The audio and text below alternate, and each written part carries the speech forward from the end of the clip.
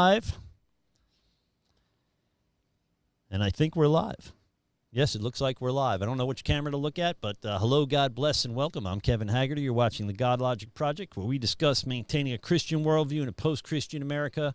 What does that mean to you? It means we talk about current events, we talk about hot topics of the day, but we try to do that through a Christian lens. And that's our goal here on the Godlogic Project, and that's what we're doing here tonight. I have a show that we've been trying to pull off for a month now, and obligations and hurricanes seem to keep interfering with me having my guest on tonight. Now, I have an active duty police officer from Florida that is going to be on the show anonymously, and he's going to talk about kind of the police perspective on the policeman's perspective on the whole defund the police and Black Lives Matter, and the I think is just a bad dynamic between law enforcement and the public. So we're going to talk about that. First off, by the way, if you haven't done so yet, please subscribe. It's a real easy thing to do, but it helps the channel out quite a bit. We're trying to get to 1,000, so if you can click the subscribe button, ring the alert bell, and you'll be notified every time we put up new content. Those of you that are supporting the Godlogic Project, when you shop on Amazon, you can go to godlogicproject.com first, click on the Amazon logo, shop like you normally would, but Amazon's throwing the Godlogic Project a couple bucks. You could always become a project partner at anchor.fm/Godlogic Project. You can pledge $1, $5, or $10 a month. Help me pay the bills around here. That would be awesome. All those links will be in the description below, so it'll be easy to participate in that and be part of the conversation. We're going to track your comments live on Facebook, and we're going to open up live on YouTube, and we're going to open up the phone lines in a little bit, and you'll then be able to call in and ask questions of Officer X yourself. With that, this is my my first anonymous guest ever in the studio. Now, I can see you, but America can't. As far as they know, you look like that little silhouette right there. It's a good silhouette. It looks good. I mean, it kind of looks like you. Yeah. We're not normally I'd have the guest introduce themselves. This is a little bit different tonight. We're not going to do that. We're going to have what I want to try to do is have an honest and open conversation. And the point of the anonymity is that you can say anything you want here. I'm going to ask questions I think people would ask cops if they had the opportunity, because while it looks like on the media everybody hates you guys, the truth is there's a large population, a large percentage of the population, I'd say more than half, that recognize the role you play in our lives and recognize our need to have you guys there. So you are a millennial. I am.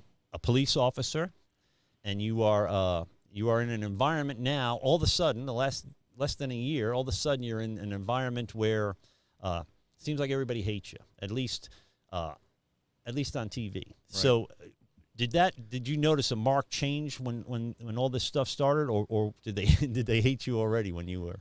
I would say there's probably been there's always been a good amount of people who have disliked law enforcement, and I get that. I think more recently a lot of people have kind of come out of the woodwork to share that feeling, but kind of like you said too, for as many people that have come out to express their dislike towards law enforcement and current events, almost 3 times that have come out to show support. Yeah. And it's been overwhelming, and that's what's. And I think like the big question is people always ask, how do you do it? How do you wake up and go back to work knowing that, it's going to be, people who don't like you, and I think that's a big. Well, in your area that you cover, have you had protests, or have you had specifically violent protests and looting, or just peaceful? I know you've had peaceful protests. We have. A big thing too with law enforcement agencies is mutual aid. So even if somebody isn't experiencing maybe so much as an issue with protesters or gatherings, if another area is, they'll send a group of guys over there. I was sent to Tampa when this first kicked off. I was sent to Ybor, and I was also in St. Pete for a little while. Okay, and did they have violence there? It seemed like 2 towns that would have violence, 2 areas that would have violence. They both did. Yeah. What's funny is it was very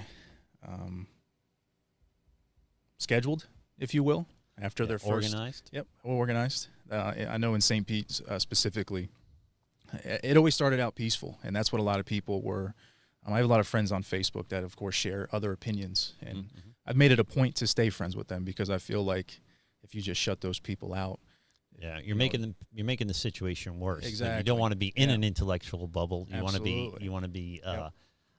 So they. I remember one in particular.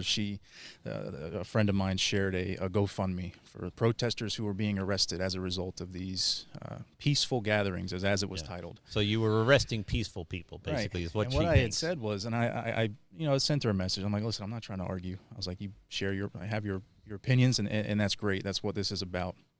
I was like, but do me a favor. When you go to the protests or the gatherings tomorrow, don't leave at 8 p.m. Stay till 9, 10, 11, 11:30, and see what happens. Yeah. Because yes, it's peaceful while you were there, and while you were there, you were left alone because that's your right to protest, and by all means exercise it. But once it gets to 10 o'clock at night, 11 o'clock at night, and the peaceful gathering turns into throwing mortars at law enforcement, and frozen water bottles. Exactly. That's when it's an issue, and it's been interesting, but.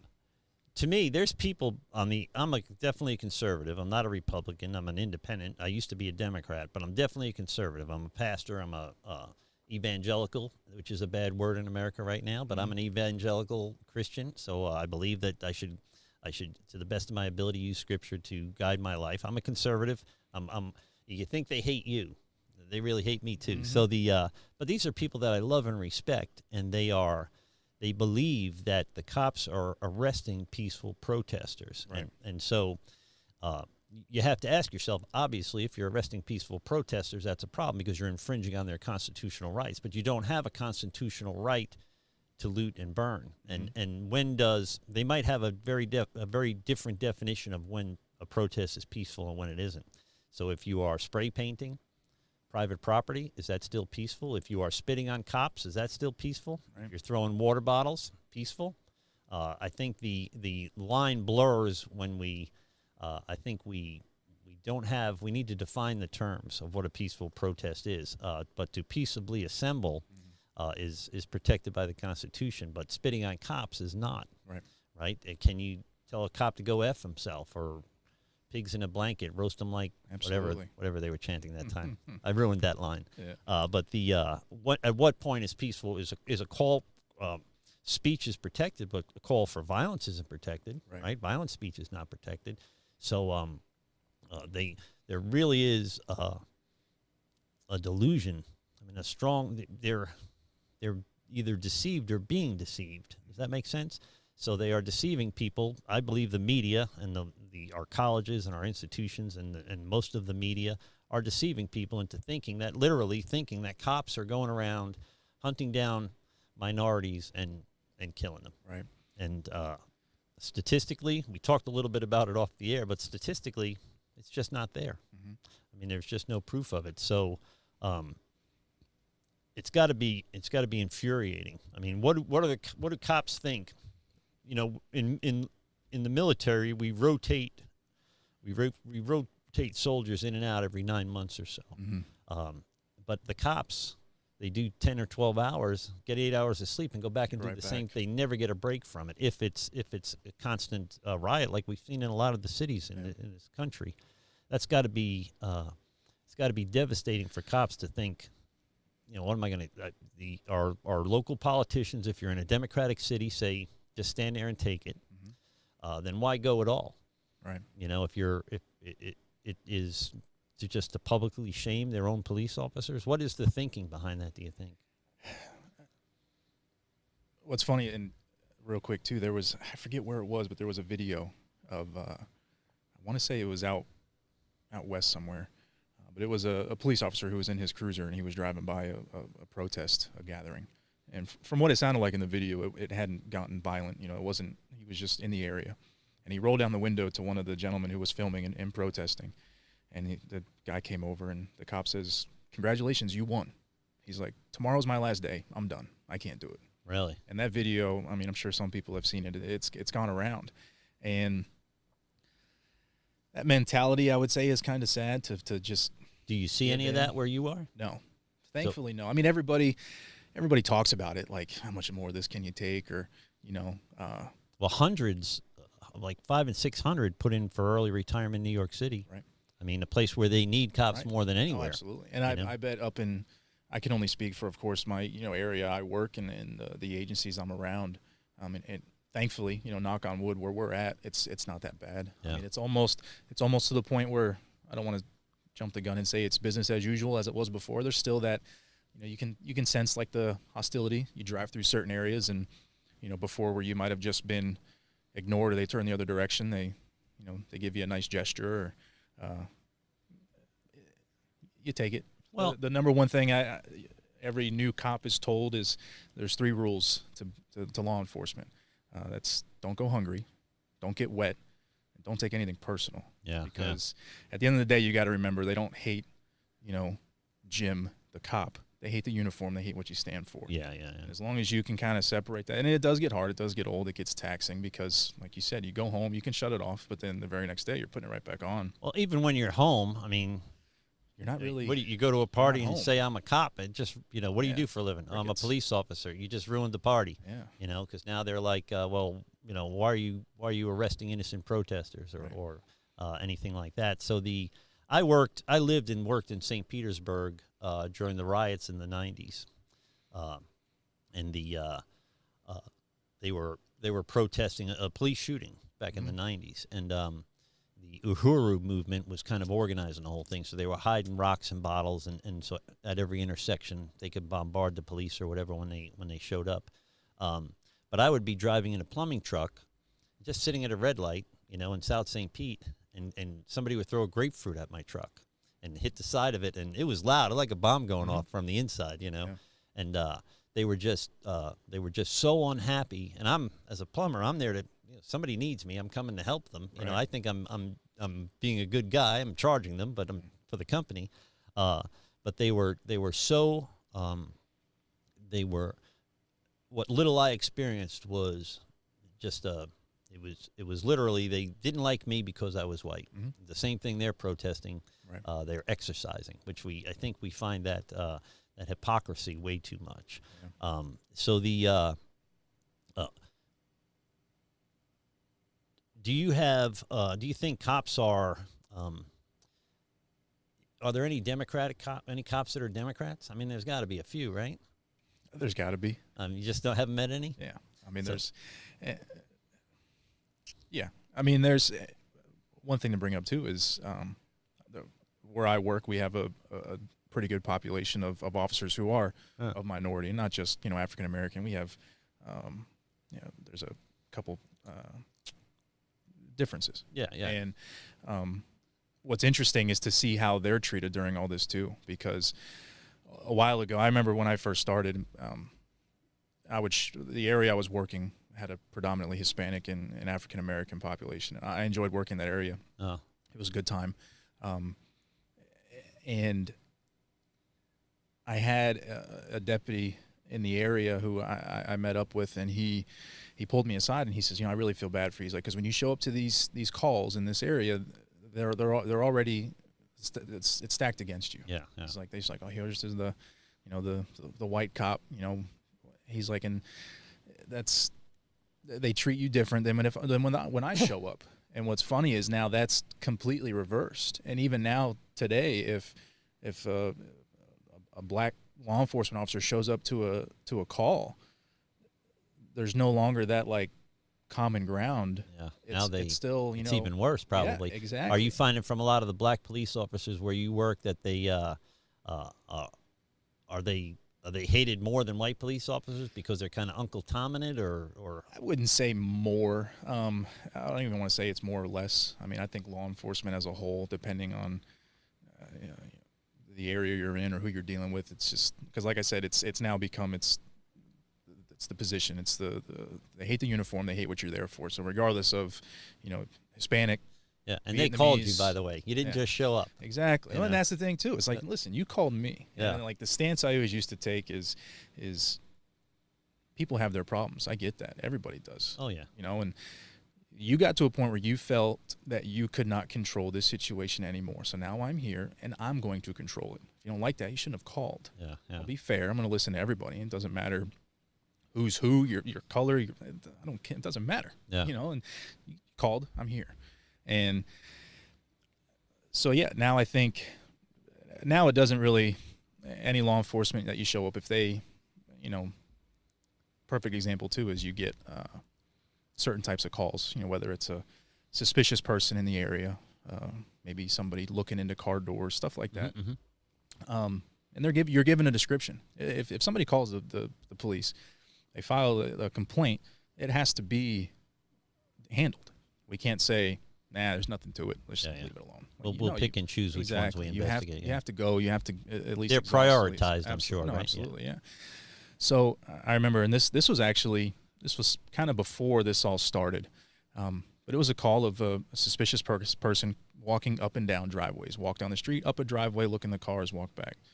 Immediate flag is when he's looking to burglarize cars. Yeah, yeah. So the person who called gives a description.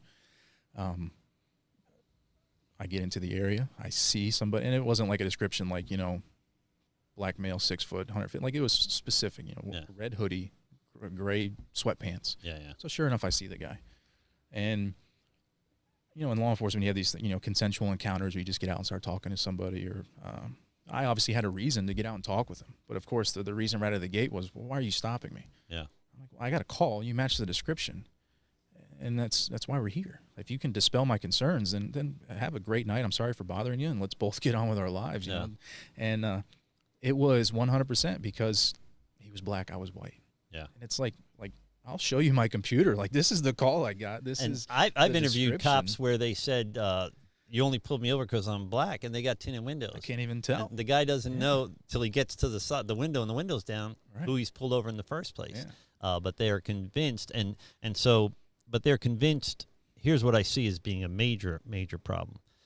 We have a demographic that has been taught wrongly, I say, that they'll be treated, that they're in danger because they're black, right? They're in danger all the time. As soon as they leave the house, Obama said it, you know, that you got to have that conversation when you leave the house. You got to be careful because they'll kill you because you're black, which I don't think really exists. Although I don't think it exists to the extent that they say it exists, but certainly it exists. Mm-hmm. But now you have in the last few months, what we've seen is people are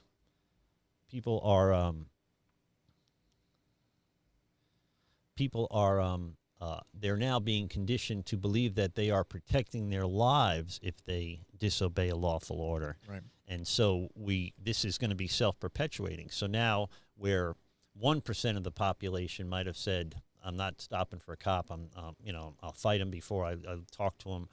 Now maybe 5% of the population is thinking, we saw the guy that reached into his car after wrestling with the cops. He reached into his car for a knife, and they shot him. They would have shot me. Mm-hmm. You know, if they told me not to reach into that car and I reached into the car, they would have shot me. Right. I mean, but the mentality now, I'm afraid, is going to be, it's going to self-perpetuate. So we're going to see more police shootings because we have more and more people reaching into the car when the cops tell them not to, or reaching into their clothes, or things that would get anybody shot. I think on the flip side of that, too, is you're going to see,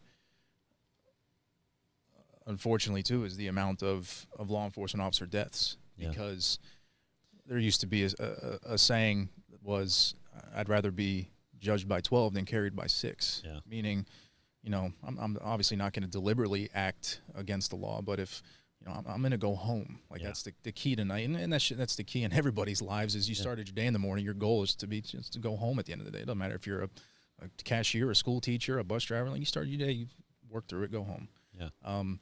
But I think, too, a lot of the younger, and I say younger, and I'm obviously falling in that group, but I think at the time I started was a big transition. And the folks that start now in law enforcement, there's going to be that added hesitation of, wait a second, like, I don't want to do this. Yeah. Unfortunately, and if it works in their favor, but it may get them killed. That's what I'm saying is that the hesitation of, wait a second, is this going to end up on the news? Or, you know, obviously, too, a goal at the end of the night is to not end up on YouTube. That was a joke we always had, is if you can get through your shift and not be on make it on YouTube, you did good. Right, exactly. And I think that's going to be an unfortunate statistic, too, is that number goes up, is because a lot of law enforcement's going to hesitate. They're second-guess themselves. Exactly. And if you remove that kind of protection, that legal protection they have as police officers, which they're trying to remove, right. then they'll really say, I could be personally liable right. for making a bad split decision. That was a big thing that when that came up here, that qualified immunity was going to be questioned or attacked or whatnot. There was a lot of law enforcement here. That's what they said is like, that'll be the day. That's what does it for me. Yeah. That's because then there's no point. I mean, there really is no point. And so I've taken training. I've taken advanced training when I did private security, and I've done the simulators, and you're trying not to shoot anybody right. and fail the class, mm-hmm. but at the same time you don't want to fail because they shot you. Right. But the even electronically, the amount of tension that goes along with that is it's very hard to decide what if they're reaching into their mm-hmm. purse to get their cell phone out or to get a gun out, right? And that's in electronic video, mm-hmm. right? That's in a simulator. In real life, where they may very well shoot me, that's got to be overwhelming for a police officer to have to deal with. Hopefully, you don't deal with it every day, but it's almost a blessing to deal with it every day because you get better and better at it. If you only deal with it 3 or 4 times in a career, that's a tough. You got to make a quick decision, a quick life and death decision like that. And I think that's where like a big issue of like the various trainings through agencies has come up, because obviously agencies vary, their budget, their training. Yeah. I mean, typically a state sets the requirements for all law enforcement agencies. You must, be A, B, C, D. And then from there, law enforcement agencies can tighten up the belt a little bit more, or they can just squeak by with what minimum standards are. Yeah. And that's sometimes not the fault of their own. It's just maybe their budget only allows them to train once a year, to do their yearly firearms qualifications, check the box, and all right, see you in a year, do it again. Whereas some of these larger agencies have the means to do that, put on more realistic training, simulating training and stuff like that. And if they cut the funds for these police officers, Minneapolis disbanded their police department and essentially started over. And now they're reaching out they have so much violence and the crime statistics are up so high that they're reaching out to other municipalities saying, can you lend us some police officers? Right. So New York City cut $1 billion out of their police department, which tells you what a budget they have, by the way, if they can cut $1 billion. Yeah. But if you really want to make policemen better at this, you would add to the budget, right? You would get the kind of training that they might need. So to take away money to hopefully they perform better is ridiculous. Exactly. And it is clearly punitive. It's clearly an emotional decision. Now, take a place like New York City, and I'm going to transition. I'm going to transition into the Second Amendment eventually. But you take a place like New York City, where I still have family and friends there, and they're not allowed to have guns. We live in Florida, so we could buy guns at 7-Eleven. Not really America.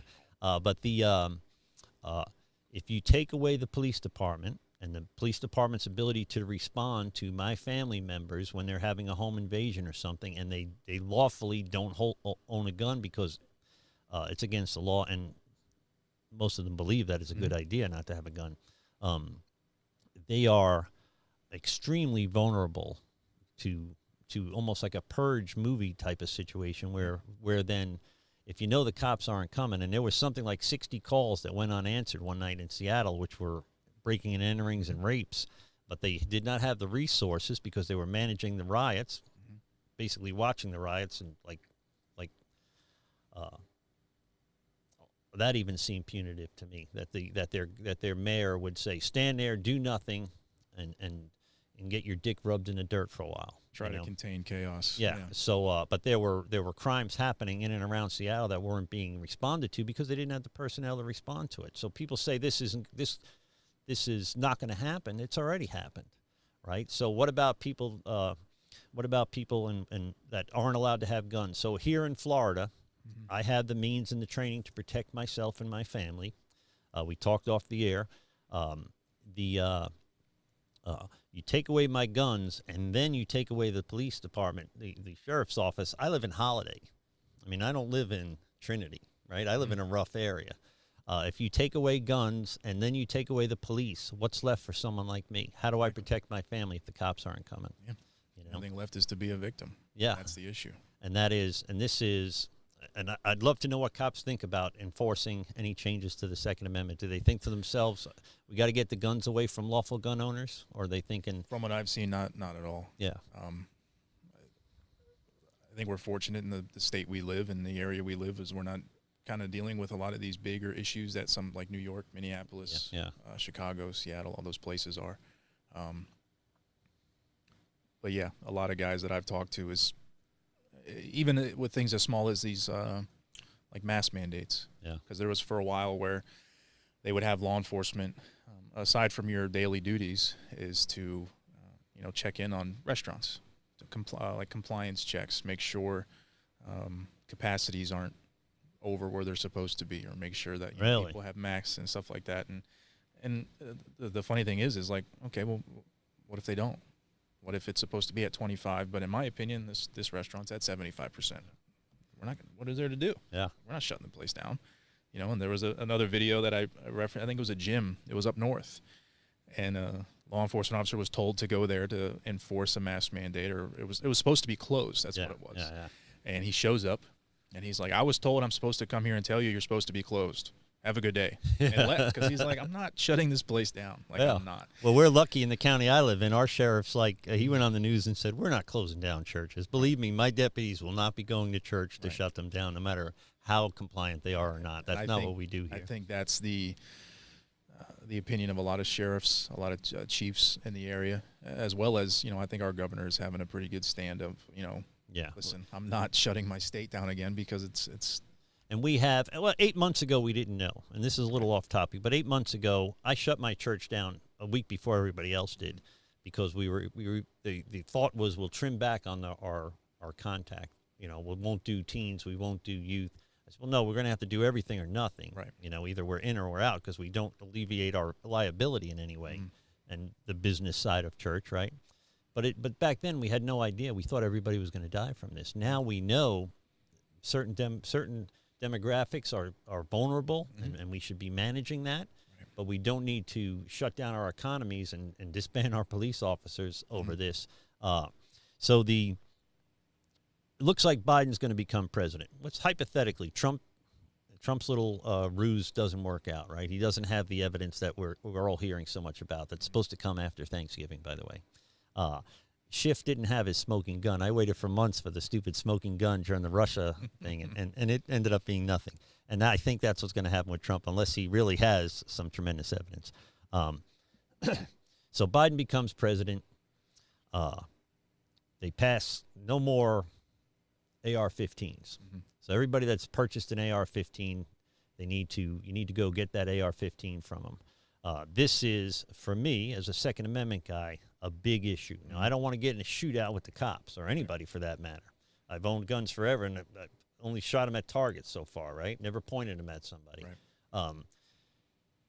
Do you think cops are going to be like, okay, let's get together and go take everybody's guns? I can't imagine sending the Army to do it, and they'd be like, no, I'm not doing that, No, I see. If that were, worst case scenario, if that's something that we look at, I think that's when you're going to see a mass exodus of law enforcement leaving.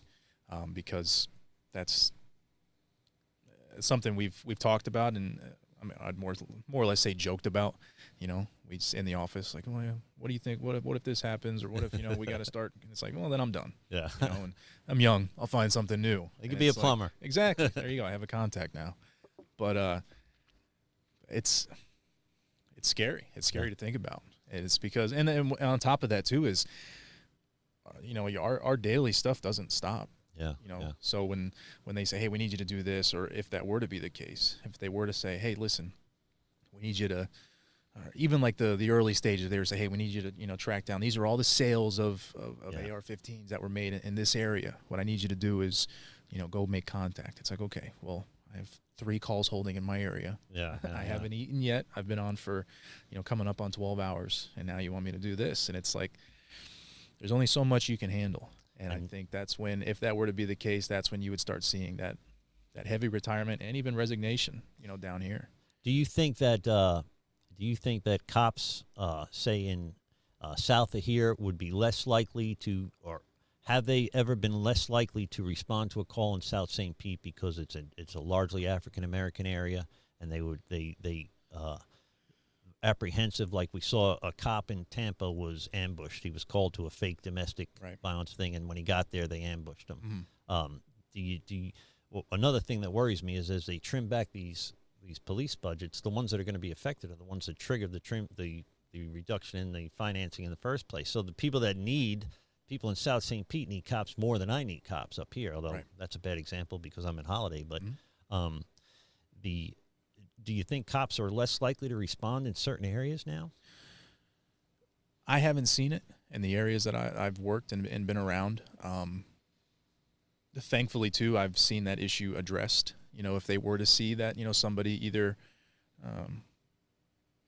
failed to respond or hesitated, because that's an issue. I mean, it's, you not only have your life to look after, but there's people you work for. There's the community, the public. If one guy goes, everybody got to go. Exactly. You know? And like you said, too, there's a lot of good people still out there, a lot of them. And those ones, just like, I think, like I said early on, there's always been a majority of people that have disliked law enforcement. I think now what we're seeing is the people that, the followers that are coming out, and they really deep down don't hate cops. Or they're kind of jumping on the what's new, you know, the bandwagon. You know, the other day I was just driving in traffic, and I was the first I was at work. I was the first car at a red light, and off to my right, you know, going northbound across from me, was a white female in like a Ford Focus. And as she drove by, she gave me the finger at the window, and I'm like, what? Number one, what did I do? And I get it. You're not sending that to me personally. It's probably a college graduate, by the way. Exactly. So and I'm like, what happened to you in your life that you now feel the need to jump on? You know, and, you know, people talk about that, the guilt, you know, of the followers, you know, but there's still those good people out there that you have to show up, you have to protect. And like I said, thankfully where I'm at and what I've seen is nobody's really hesitated. We've always, in those bad areas and that every county, every area has, they've been bad areas for a while. Now I wouldn't say that. There's probably a little bit more hairs that stick up on the back of your neck when you go. Yeah, you know now. From before. Which is good because complacency is a big issue. You know, we handle law enforcement. I think probably the number one incident that we handle is domestic disputes. Disputes. They're probably the most dangerous, right? Absolutely. Most aside from traffic stops. You know, you're speeding or you run a stoplight, and you don't know what you're walking up to. Same with the domestic. You don't know their issues, and now you got to try to resolve them. You know, 15 years of marital issues, you got to resolve in 15 minutes. You know, and probably the officer who's handling that call is not married. You know, I remember when I first started in the area I worked, I'd get calls all the time for, you know, my son's not listening to me. My daughter won't get out of bed and go to school. And I get there, and the child's 12, 13 years old, and I don't have a kid.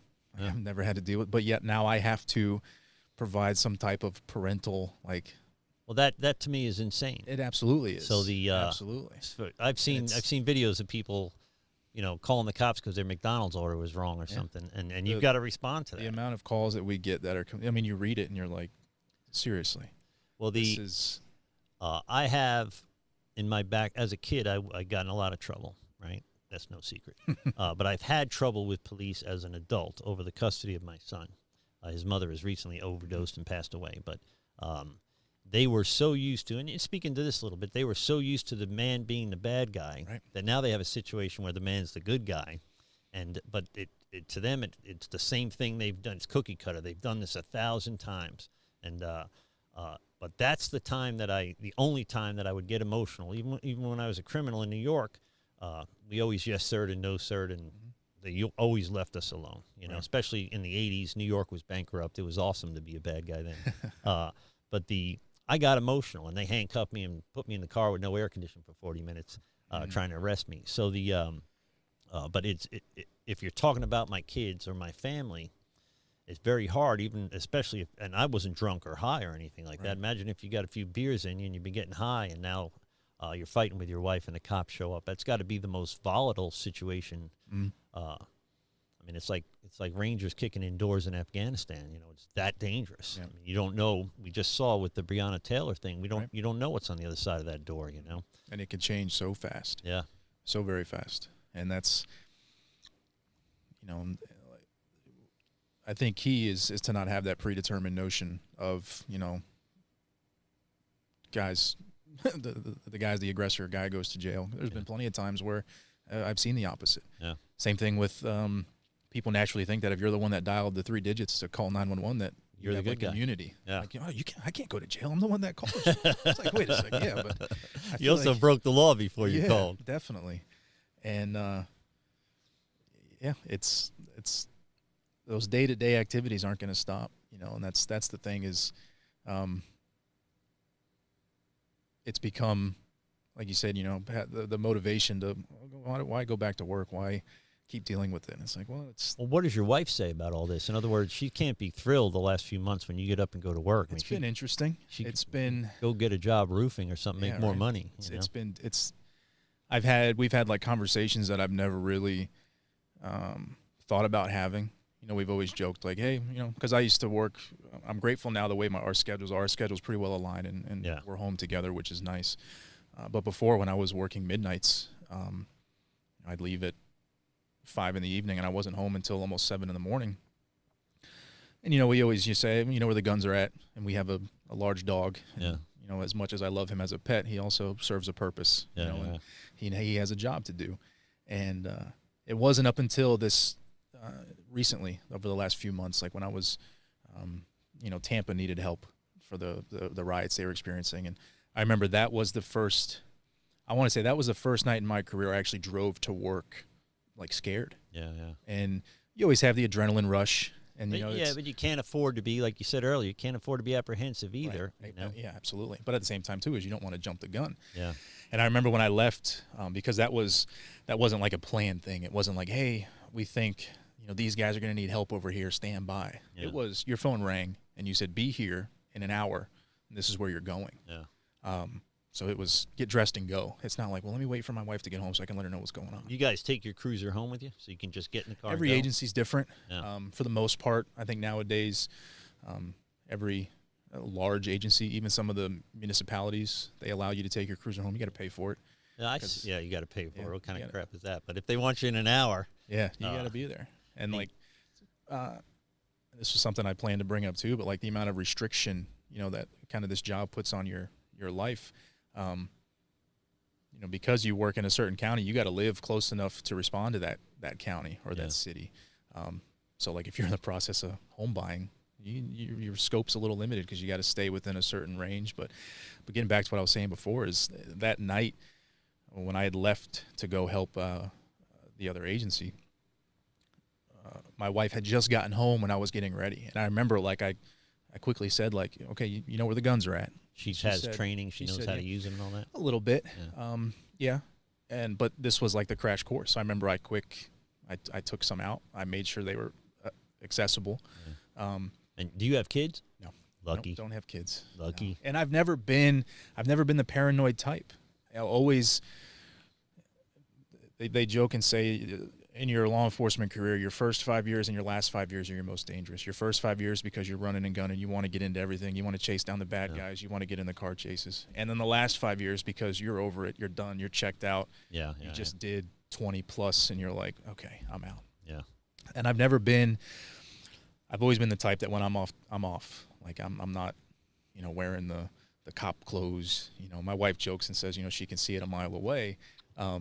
But I've always been the type that when I'm off, I'm off. And recently that's kind of changed. And not so much, and I don't mean this in a bad way, but not so much I'm always on duty to protect the community. But now it's kind of changed. I'm always on to protect me, my family, my friends, whoever I'm out with. Because, you know, I have a billboard that sits in my front yard that tells everybody what I do for a living. You know, I've had cars follow me home. I've had things sent to my home. You almost can't go home till they stop following you. Yeah, exactly. I've had bullets show up in my mailbox, and this wasn't recent. I mean, this was actually before kind of all this went on, which goes to show like it's people have always hated law enforcement. They always will. And I think recent times we hoped it was a pendulum. You know, it swung to an extreme. You know, within the last couple, you know, June, July. Yeah. And hopefully it will kind of swing back and kind of settle a little bit. But unfortunately, there's going to be some other incident that happens that brings it right back. And what's funny is when this whole thing started, and specifically like the George Floyd incident, there was a majority of law enforcement that agreed with the protests, the up in arms. Like, yeah, that was wrong. And don't hate all of us because of the actions of one man. Yeah. Every profession has their bad apples. Well, there was a week or two there where they had the hearts and minds of the entire country. Right. And you had a platform that was vast. You were in such good position to really further this conversation. Exactly. And to me they shit the bed and they started living up to stereotypes, both not just African Americans but our politicians too. The whole critical theory and dividing us into groups is super dangerous, super dangerous. So when I was a kid, we were taught to judge everybody not by the color of their skin, but the content of their character. I raised my 4 kids to do that very thing. And now they're saying, so we were taught not to see skin color, and now we're taught to see skin color and sexual orientation and this and that. We need to then divide ourselves or define each other by that. So the very thing that really for the most part put an end to racism in this country is now these people that make 6-figure incomes because there is a overblown race problem in this country, and there's people writing books and getting on CNN and taking in grants for 6 figures and 7 figures fighting racism that I say doesn't really exist to the extent that they say it does. Statistically, it doesn't. It's the very opposite of what healed this country. Now is their plan for moving further in the racial healing. It just doesn't make any sense to me. It's the very thing that's kind of brought us together over the decades is now the opposite. Now they need us to see skin color, and they need and so we take somebody that normally would listen to a lawful order from the cops, and they say, well, Don Lemon and Chris Cuomo say that this guy's here to kill me.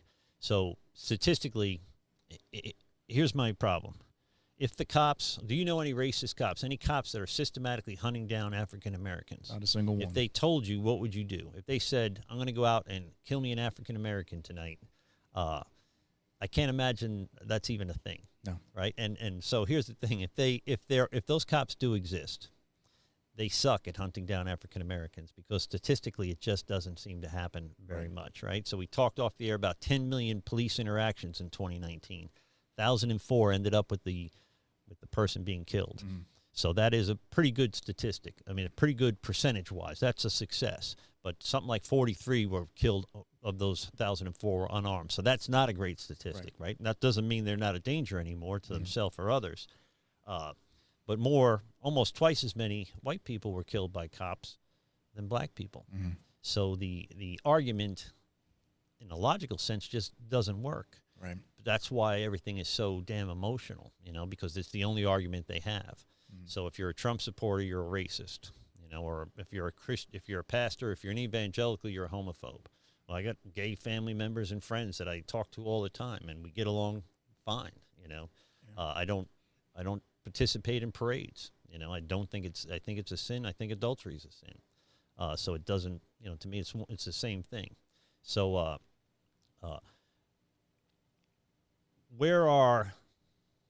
you're telling me that these racist African American hunting cops don't exist? Are you going to go on record and tell me that you've ever met one? None that I've seen. What would you do if you met one? And that's a tough question. And I hope a lot of people will do the same thing. I hope I never have to see that or deal with it or make that decision. I feel I can say with certainty that it would be addressed with whoever it needed to be. Yeah. Supervision, stuff like that. That's almost a question that you get when you're getting hired. Geez, I feel like I'm back at the interview table. Like, what would you do if you saw this happen? I've applied to be a police officer in my youth a couple of times, and it turns out you can't lie on a lie detector test. And with my background, you can't tell the truth either. Yeah. So I always got the letter the week after the lie detector test. That's an interesting process. And like we talked about before this, is that process, unfortunately, there's a few more people that are kind of able to squeak through. And is it watered down because we need more cops since 9/11? I just started my 8th year. I'm coming up on my 8th year of law enforcement. I was a trainer for a handful of years. So once they got through the academy, once they got through their orientation, with the department, next step was to come to me. And whenever a new guy starts on, and every agency is different. I can only attest to the places I've worked. But you go through what's called field training. Yeah. So it's typically 4 months, and you progress through the phases. It's 4 phases. So obviously you start out doing the bare minimum. Like, hey, new guy, watch me. This is how I do it. If I ask you for help, do this, do that. And that's usually their role. And then as they progress through that training, that field training, their responsibilities become more and more. We give them more to where at the end of this 4 months, they should be doing the whole job, and now the trainer is just there to observe. Yeah. Right. And unfortunately, what I had noticed is that some people who were struggling, if they would have been struggling in the past, if they would have gotten hired 4 years ago and were struggling like this, they would have been let go. Like, listen, you're not making the cut. I'm sorry, but this isn't for you. And sometimes it isn't. And I've had to have that talk with some of my, the newer guys that I've had with me. It's like, it's not, you're not like any less of a man or less of a woman, or you're not, you're just not gifted in this field. Right. And some people aren't. But there has been, times where, I tell the proper people, like, hey, he's not cutting it. Like, he's X, Y, and Z. This is what happened. And they're like, well, let's give him another shot. Let's give him another shot. And it's almost to the point where it's like, well, this is a liability not only for the agency, the department, but for the other cops. For the other cops. Like, I don't feel confident with him as my backup, and that's an issue. Yeah. Thankfully, I think, and like I said, I can only speak to where I've worked. It's gotten back to where they address the issue, and they pull them in for, a little heart-to-heart. Like, listen, if this isn't for you, we understand. Maybe take a break, evaluate yourself, because here's another thing, too, that's, we've seen back in 2013, the retirement system for the state changed, that in order to retire with full benefits, you had to do 30 years of service. Yeah. It used to be 25. So now you're getting a lot of younger guys who are starting, because if you got to do 30 years, you better start before you're 25. Yeah. Whereas before, you'd get guys who were, in their early 30s, and they're like, I could probably push out 20, 25 years. Yeah. Now you're getting a lot of guys who are 21. Because you got to get to 30. Have never had a real job. They've worked at a grocery store going through college, or they never worked at all, because family paid, and they played Call of Duty all day. Exactly. Yeah. And now you have a gun and a badge, and you can take away somebody's civil liberties, and you've never never been in a fight. And that until you're 25, your brain's not even developed yet. I mean, it almost like they should be, the minimum age should be 25, Now you're going to show up, and like we talked about, you're going to show up to that domestic dispute with a couple who's been married for 27 years, and you're going to settle their issues in 15 minutes. Yeah. Or you're going to, even if you can, come up with some kind of resolution, are you going to have the confidence to stand up to somebody who's almost, over twice your age to say, sir, you need to do this? Yeah. And that was another issue we saw, was the lack of confidence. And like I said, thankfully where I've worked, it's usually addressed, and those people realize that this job isn't for them, or maybe they need to do some self-reflecting, or maybe have a few jobs in the meantime to build up, that resume or that character. And it was an issue that I saw when I got in. I was 19 years old, but I started in the detention side. So I was going to work in jails. And, at 19, just turning 20, I'm in there with guys who have been incarcerated longer than I've been alive. Yeah. And now I have to have the confidence and more importantly, the respect to interact with them, to maintain and be fair, firm, and consistent, which is your goal. Yeah. And honestly, I think everybody who's, probably under the age of 25, if they're looking to get into law enforcement, should have to start. That's a good place to start. In a detention setting, because these guys that you're going to be dealing with on the street, you're dealing with for 12 hours contained in a facility. And honestly, they're bored and they like to talk. So you learn a lot of tricks. You learn how to communicate, because, you have all those tools, those weapons out on the road. When you're patrolling, you have your taser, you have your pepper spray. Actually, some places don't even carry pepper spray anymore. You have all these things, but they lack the most important, which is those interpersonal communication skills. They can't just talk somebody down. They can't, I was amazed when I was in the role of being a trainer, and we'd just be driving down the street. And even if it was, at night and we see a guy walking down the road, I would tell, the new guy, hey, that's, sir. You don't want to be a jackbooted thug about it need either. Your identification. Like, no, Yeah. like, you're a person, he's a person. Let's talk. And a lot of them couldn't do it. They just couldn't get out and talk. And it was crazy. I mean, because, with the phones and the games, and everybody can communicate so well over the internet. But they go to do it face to face, and they crumble. And that's generational. I run church security teams, and I pick them and train them and this type of thing. And our thing is all observation, right? Limit the time and opportunity for a bad thing to happen in your church. But people will come up to me and say, "Oh, that guy's 270 pounds. You should get him on the safety team." And so the way I do it is I get to know these people, and I check their social media, right. And I ask people who know them what they're like, and I try to get an idea of what they're like, because I don't need somebody that can just throw hands, right? It doesn't help me if we get in a fight during a church service. We failed. The idea is to be able to stand there when you're scared and stay calm, and absolutely, and you're the authority. This is how this has to happen. But I got friends that will, fight to the death, but they wouldn't help me on a safety team, because you've got to. My goal is that the congregation doesn't know something happened when the service is over. Absolutely. So the first thing we do is call the sheriff. The second thing to do is I get them as far away from the sanctuary as I can, out in the parking lot. If they're in the lobby, I want them in the parking lot. If they're in the sanctuary, I want them in the lobby. Can I talk to you out here? That kind of thing. But not everybody can do that. Not everybody can stay calm, and you're scared. I was scared, but you've got to be able to stay calm and de-escalate.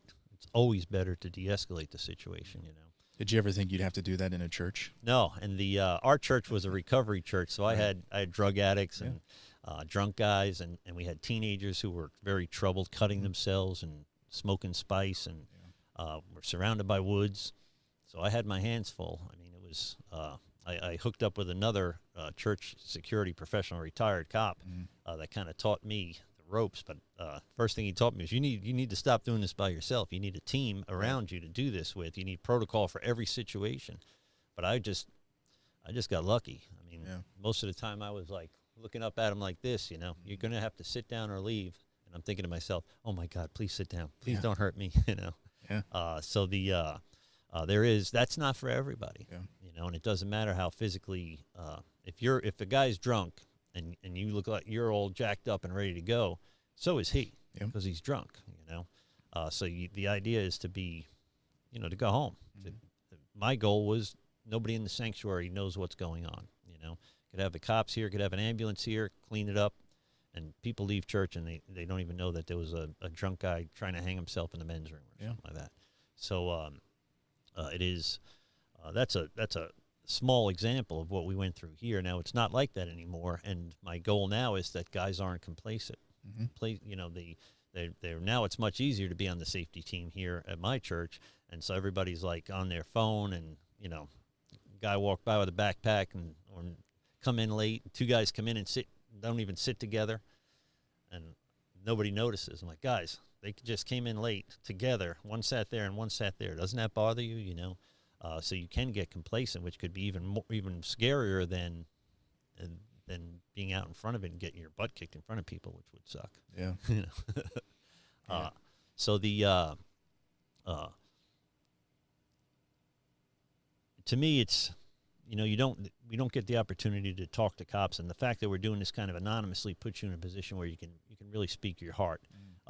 If you were gonna, we'll wrap it up here in a little bit, but if you're gonna tell people your side, or the cop's side of the story.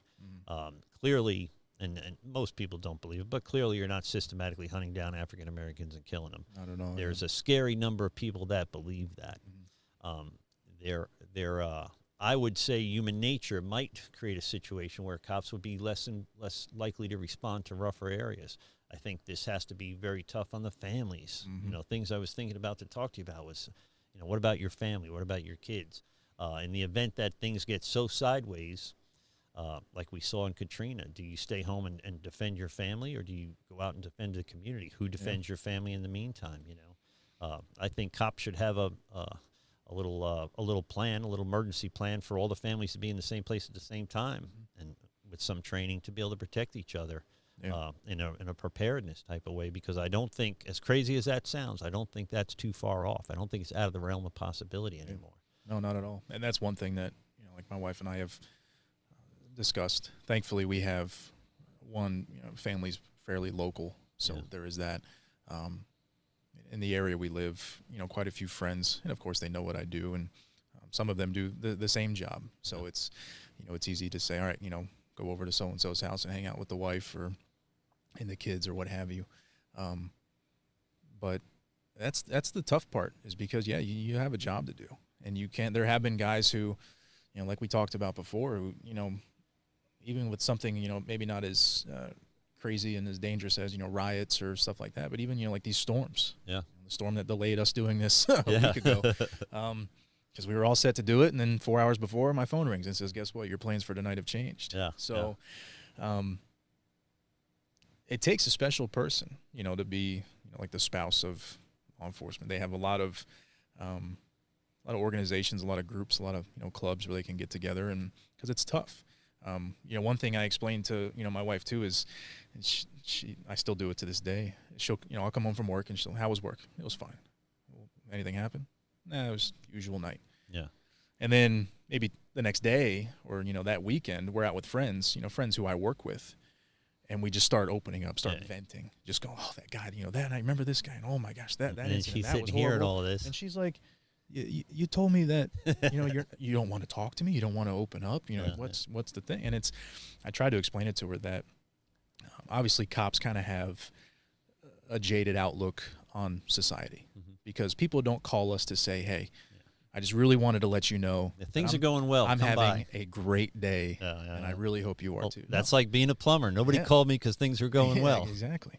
So, our whole day consists of everybody else's worst day. Yeah, yeah. And that's not, and because of that jaded perspective of society, we're always defensive, always looking around, cop will never sit with his back to the door at the restaurant, always sit in the back of the movie theater, if you even go to a movie theater. Yeah. And I told her, I was like, it's nothing personal. It's not that I don't want to talk to you. I don't want to open up, but you're a big sense of normalcy in my life. Yeah. You don't look at everybody like, what's up with that guy? He kind of walked in a little weird, or, you're not having a plan on, how to hurt somebody. It's then 90 degrees out and he's wearing a giant hoodie. What's that about? Right. I says, I don't need two of us to be crazy. I need, you to be normal and let me be, head on a swivel. And and that was one thing that, like I said, for a while I tried to avoid. I tried to shut the cop off, because you want to be, when you want to be in the moment with, who you're with. You don't want to be sitting at a restaurant and constantly looking around, but it's natural, and it's not something that you can really turn off. Yeah.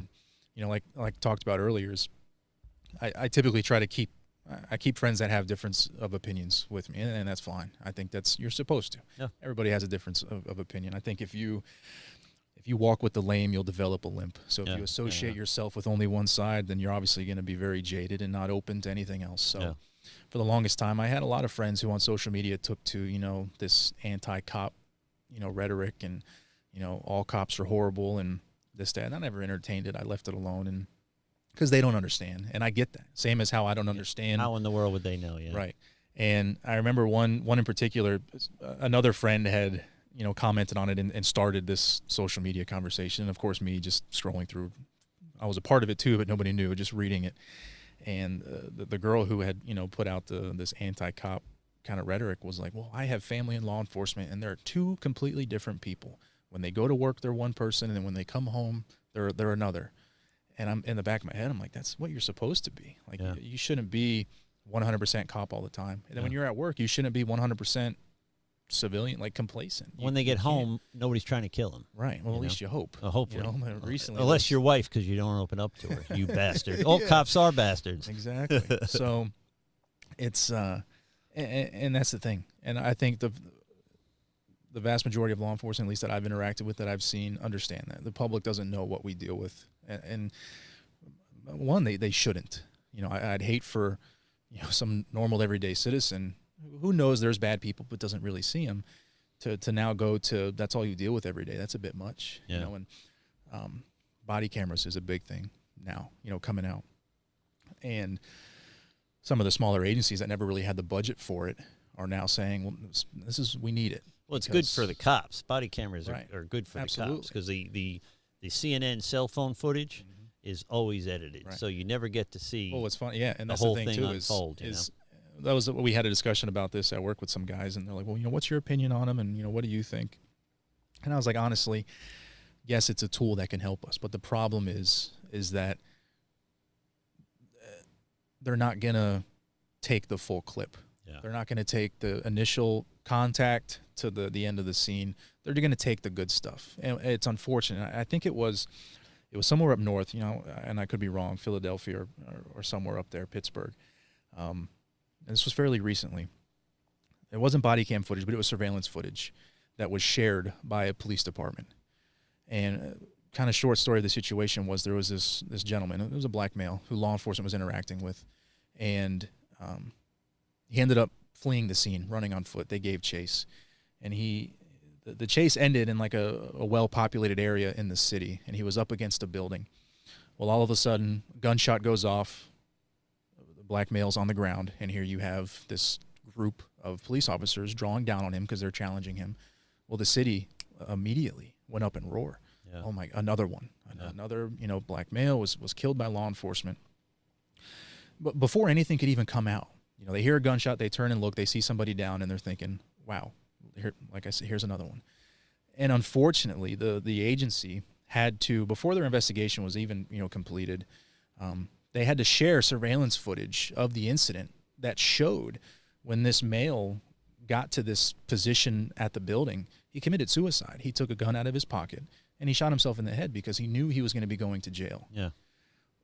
And my initial thought was like, that family of that man had to now watch just that. had, and it's all over social media. But that city knew that if they didn't do that, by 9 p.m. that night, they'd be burning to the ground. Be on fire. Exactly, because nobody wants to believe. And of course, we live in the times where if it's on a video, it didn't happen. And that, but the unfortunate thing is now we're having to share things like this, and that's that.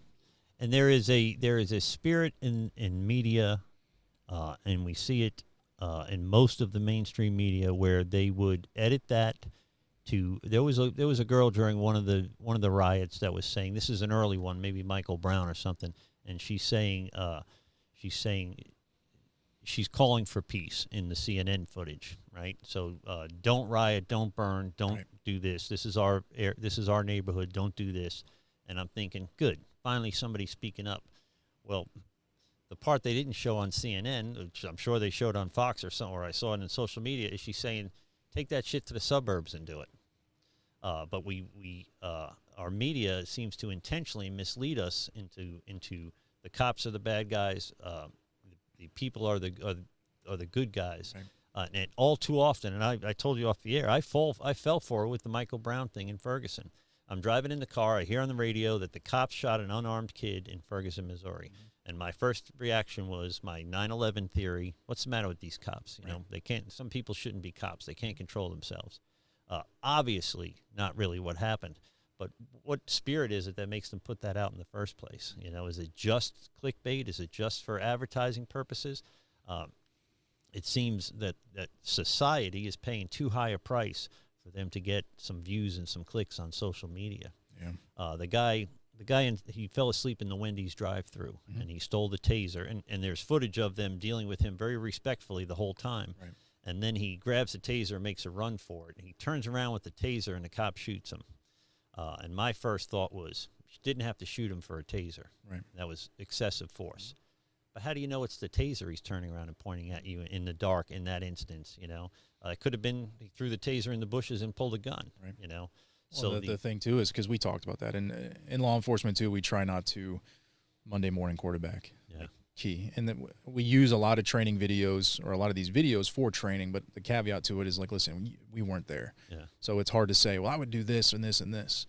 And there's been videos like that have shown up, and that's been a question. If somebody has a taser, gets your taser and goes to use it against you, is that deadly force? And everybody kind of stops and they're thinking like, well, I can get tased and then they fall. Get my gun. That's the thing. Yeah. Like I always ask people, because they tell me that, I'm like, have you ever been tased before? And they're like, well, no, I haven't. I was was like, well, I've been tased 3 times. Yeah.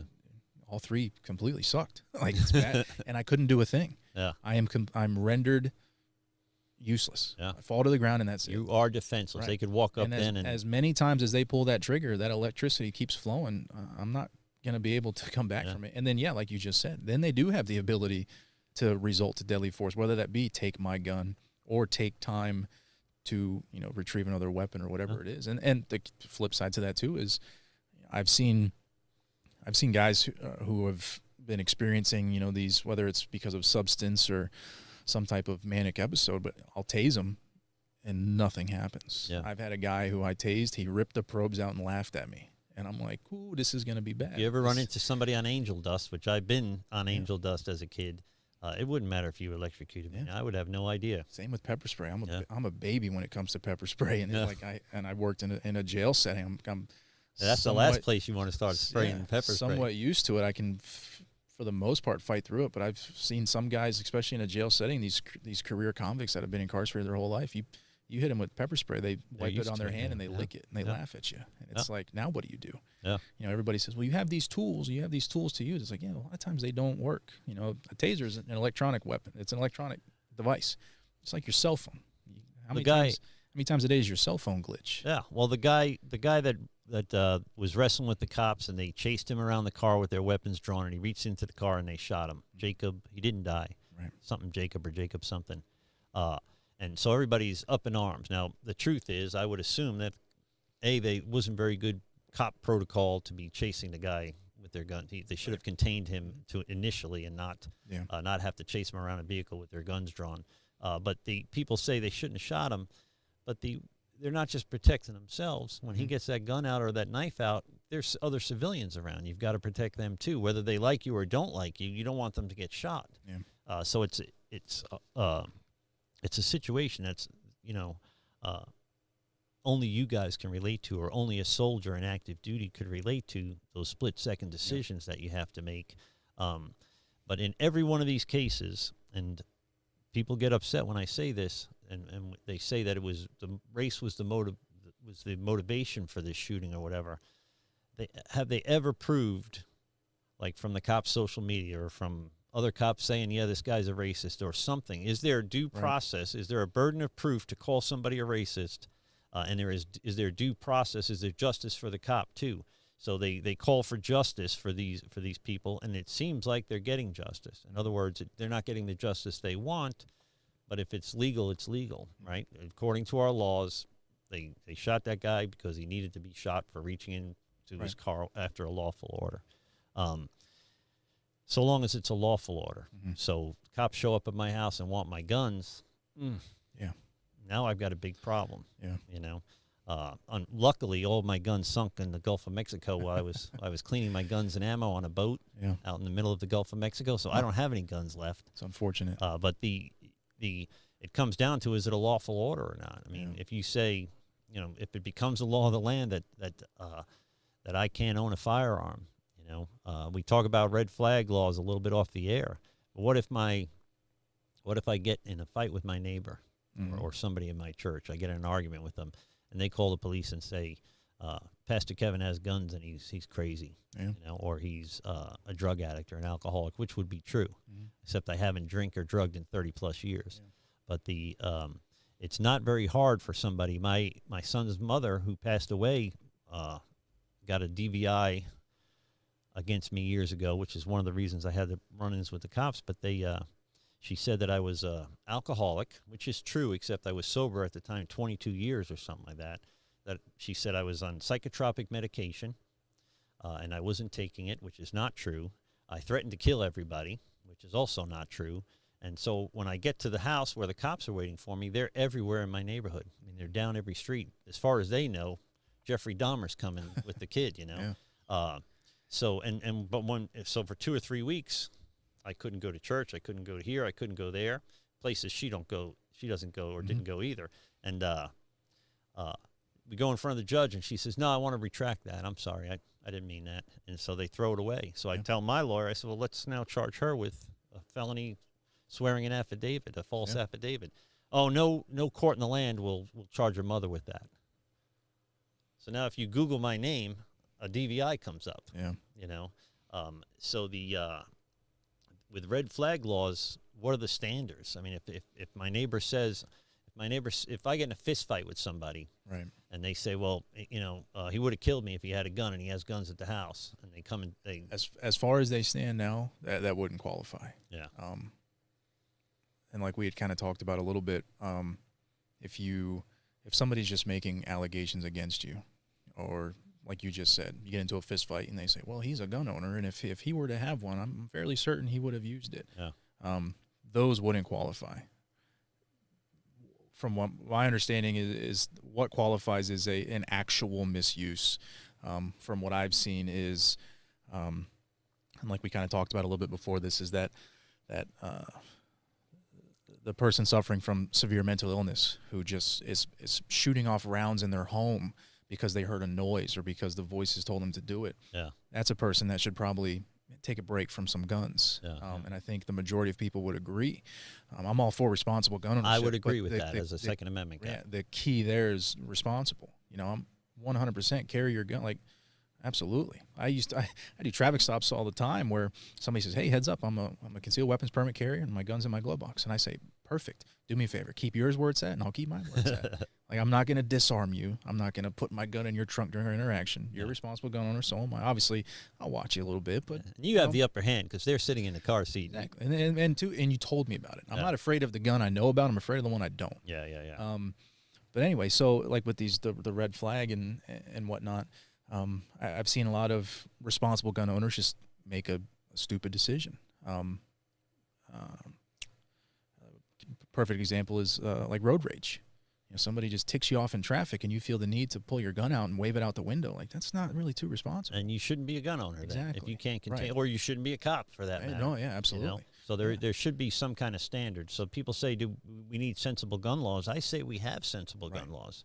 You know, they're something like in 2016, CDC said that there was 34,000, a little more, 34,000 deaths by firearms in America. Most of them were suicide. More than a half were suicides. But so the left took that statistic and blew it up all over the place, right? In that same report, if you read the entirety of the report, they say somewhere between 300,000 and 2.5 million times a gun was used to stop a violent crime. Yeah. So it is 100 times more likely that it will be used for good than bad, basically. The only way to stop a bad guy with a gun is a good guy with a gun. Yeah, and I mean, what do you do? Yeah. So if my friends in New York, if they're not allowed to have guns and the cops are busy doing riots and someone's breaking into their house, I have family members up there that they're not going to be able to physically defend themselves. You know, what then? You know, so what if you live in the country? Mm-hmm. You know, and you're 30 minutes before the cops get there. Absolutely. That's another issue. So to me, it's such a bad combination. You know, you want the cops and the guns. Yeah. Well, my answer is you can't have either. But you certainly can't have both, right? So if you want the cops, then we have to have guns. If you want the guns, then we have to have cops. Yeah, absolutely. You know, and ultimately my answer is no to both of those. Can't take them both away. Yeah. So as an American, and you know, we talked off the air, and it's troublesome to me that the day may come where I have to decide to not follow a lawful order to turn over my firearms with cops at the door, because as an American I have that right. That is something that really bothers me. Yep. That, I never want to get in that position. I'll go live in the woods first before I start shooting it out with cops here in civilization. Yeah, absolutely. But at the same time, you can't not have it. I mean, you just can't. Look at the neighborhood I live in. I really can't not have it. You know, well, we've been on the air for over an hour and 15 minutes. That's a long time. Not bad. So we'll sign off now. I want to thank you, Officer X, for being on the show. I want to thank you guys for watching and sharing the content, the Godlogic Project content. Again, if there's anything I can do for you guys, I say it every week, but if you have somebody struggling with chemical addiction or emotional or psychological problems and there's something I can do to help, message me at godlogicproject.com. If I can't help myself, I'll find somebody that can, or I'll tell you I don't have that resource, but I do have resources, especially in chemical addiction. So if you or your a family member is struggling with chemical addiction, message me. I do it all the time. It's how I spend most of my week. arranging for recovery for folks, and I'll do the same for you. It's really why we do the Godlogic Project. I appreciate you being on the show, Officer X, and I appreciate you guys watching. Leave your comments below, and I'll try to get through during the week. I'll try to go through and respond to all those comments. Give it a thumbs up. Share our stuff on social media. Raise awareness for this thing. And that's it. If no one told you they love you today, God loves you. So do I. Receive that. Be blessed, and we'll speak soon. Thank you. Thank you for supporting the Godlogic Project. And if no one's told you they love you today, God loves you. So do I. Receive that. Be blessed. We'll speak soon. This has been a Rev Kev production. Your mileage may vary.